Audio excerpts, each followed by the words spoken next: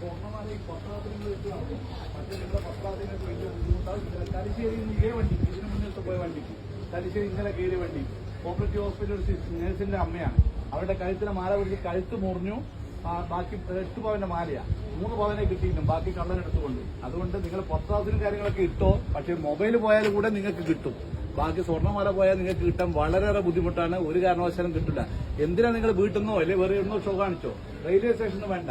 അത് നിങ്ങൾ മാല പൊട്ടിക്കുന്ന മാത്രമല്ല, നിങ്ങൾക്ക് ശാരീരികമായിട്ടുള്ള ഈ ബുദ്ധിമുട്ട് കൂടെ ഉണ്ടാകും. കഴുത്ത് മുറിഞ്ഞാൽ നിങ്ങൾക്കറിയാം, ഈ നേർത്ത് കട്ടൊക്കെ ആക്കിയാൽ വലിയ ബുദ്ധിമുട്ടാണ്. ആ അറ്റാക്കൊക്കെ കഴിഞ്ഞ ഒരു മേടാണ്.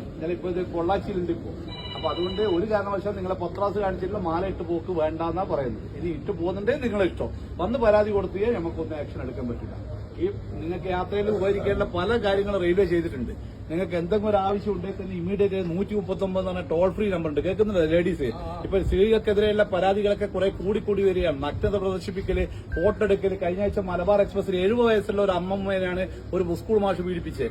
ഇവിടെ വെച്ചിട്ട് തലശ്ശേരി കണ്ടുവന്ന ഒരു ലേഡി പുറത്തെടുത്തിട്ട് അതിനെ അടിക്കുമ്പോഴാണ് നമ്മൾ പിടിച്ചിരിക്കുന്നത്. അപ്പോ അതുകൊണ്ട് പ്രത്യേകം പറയുന്നത്, ഇങ്ങനെ എന്തെങ്കിലും ഒരു സംഭവം ഉണ്ടെങ്കിൽ നിങ്ങൾ വിളിക്കേണ്ട നമ്പറാണ്. ലേഡീസ് പ്രത്യേകം ശ്രദ്ധിക്കുക. ആർക്കെങ്കിലും ഈ കൂടിയിരുന്നോട്ടർക്ക് അറിയാം, നമ്പർ അറിയാവാ, ടോൾ ഫ്രീ നമ്പർ ആർക്കും അറിയാവാ? വളരെ മോശം തോന്നുന്നത് 130. നമ്മൾ ദിവസവും തലശ്ശേരിന്നോ എല്ലാ സ്റ്റേഷനും ക്ലാസ് എടുത്ത് വെച്ചാൽ വിടുന്ന എല്ലാവരും. 139 എന്ന ടോൾ ഫ്രീ നമ്പറാണ്. ഡൽഹി 139. ഡൽഹിയിലായാലും രാജസ്ഥാനിലും UP-യിലായാലും ചെന്നൈയിലായാലും തലശ്ശേരിയായാലും മംഗലാപുരത്തായാലും ബാംഗ്ലൂരായാലും എവിടുന്നും ഫ്രീ നമ്പറാണ്. നിങ്ങൾക്ക് ഫ്രീ ആയിട്ട് വിളിക്കാം.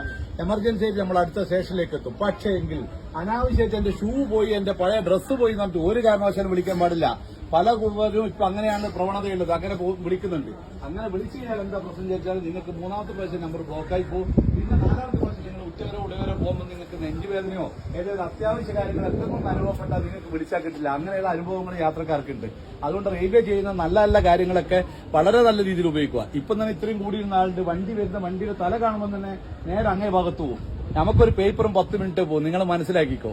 അതായത് നമുക്കൊരു പേപ്പറും 10 മിനിറ്റ്, ഈ പോസ്റ്റ്മോർട്ടത്തിന്റെ കാര്യങ്ങളൊക്കെ എഴുതലും അത് ബോഡി വീട്ടിൽ കൊണ്ടൊക്കെ ഇല്ലു. വീട്ടിലും കൂടി നമ്മൾ കൊണ്ടുപോയില്ല, അതിലും ബാക്കി ഹോസ്പിറ്റൽ അധികം കൊണ്ടുപോകും. അതുകൊണ്ട് അങ്ങനെയുള്ള മരണം നിങ്ങളെ മക്കളെയും നിങ്ങൾ ക്ഷണിച്ചു വരുത്തണ്ട. തിരിച്ചറിയാൻ പറ്റാത്ത ആർക്കും കാണുന്നുണ്ടെങ്കിൽ ഞാൻ മൊബൈലിൽ കാണിച്ചു തരാം. വളരെ വളരെ ദയനീയമായ സംഭവങ്ങളാണ് ഈ അടുത്ത കാലത്ത് നടന്നുകൊണ്ടിരിക്കുന്നത്. നിങ്ങൾക്ക് ഒറ്റയ്ക്ക് ലേഡീസിനെ യാത്രയാക്കാൻ പലരും പറയും റെയിൽവേയിൽ മക്കളെ ഒറ്റയ്ക്ക് യാത്രയാക്കാൻ പറ്റൂല, അല്ലെങ്കിൽ പേടിയെ. ഇപ്പൊ ഒരു പേടിക്കേണ്ട ഒരു ആവശ്യമില്ല. നമ്മൾ നിങ്ങളെ പിന്തുടരുന്നുണ്ട്. പിന്നെ നമ്മുടെ ഉദാഹരണത്തിൽ ഇപ്പൊ മംഗലാപുരം എന്ന് പറഞ്ഞാൽ തിരുവനന്തപുരം വരെ വരുന്ന ഒരു യാത്രക്കാരി ഒരാളാണെങ്കിൽ, സിംഗിൾ ലേഡി ആണെങ്കിൽ RPF-ന്റെ വനിതാ കോൺസ്റ്റബിൾ എല്ലാ സ്റ്റേഷനിലും പോയിട്ട് മേരി സഹേലി എന്ന് പറഞ്ഞ ഒരു പരിപാടിയുണ്ട്.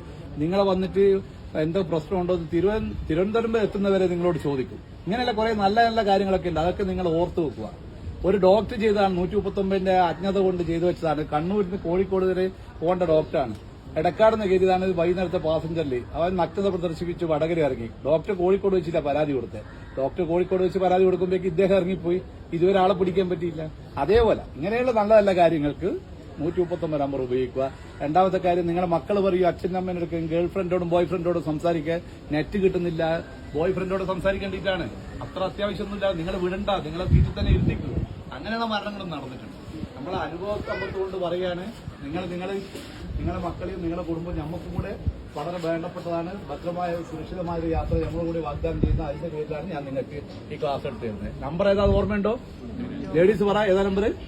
അത് നിങ്ങൾ മാത്രമല്ല, നിങ്ങളെ പരിചയക്കാരോടൊക്കെ പറയണം. ഇപ്പൊ ട്രെയിൻ യാത്ര ഏറ്റവും സുഖമാണ്. കോഴിക്കോട് നിന്ന് വണ്ടി കണ്ണൂരൊക്കെ എത്താൻ വെറും 50 മിനിറ്റ് വേണ്ടു. കഴിഞ്ഞ ആഴ്ച കണ്ടില്ല നിങ്ങൾ ഫേസ്ബുക്കിലൊക്കെ കാണുന്നില്ല, 50 മിനിറ്റ് വേണ്ടു.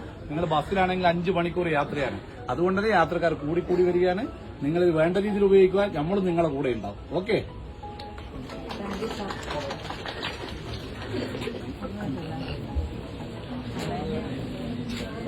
Thank you.